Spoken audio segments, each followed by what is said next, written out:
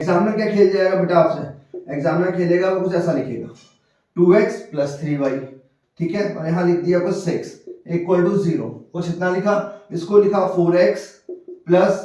6y = 12।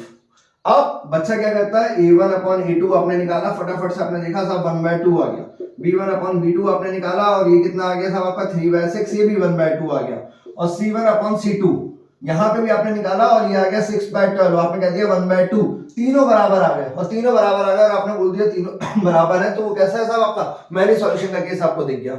Overlapping lines दिख गई। But यहाँ देखो, यहाँ कांस्टेंट क्या था, 0 के लेफ्ट में था, और यहाँ कांस्टेंट कैसा है, 0 से राइट में, तो कांस्टेंट सेम साइड होना चाहिए, या तो आप इसको उधर लेके चले जाओ या इसको इधर लेके आ जाओ, और जैसे ही बच्चा आप ये करोगे, जब देखो जैसे ही आपने ये वाली चीज करी, तो ये कितना बन गया,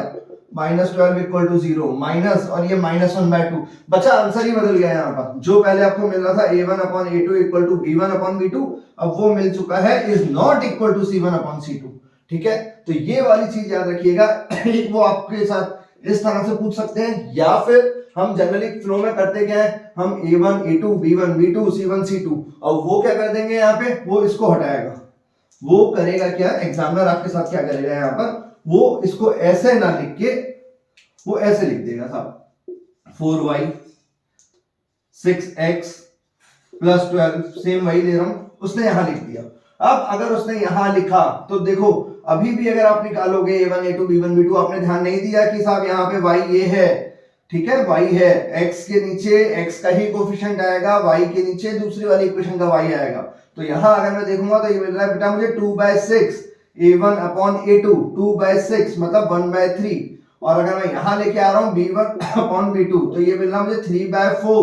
दोनों आपस में इक्वल नहीं है, a1/a2 is not equal to b1/b2। मैं सिंपल सा बोलूंगा यहाँ पे कैसा है साहब, ये मेरा यूनिक सॉल्यूशन का केस है, यूनिक सॉल्यूशन का केस है। तो इसमें ना दो तरह से एग्जामिनर आपसे टर्न कर सकता है, पहला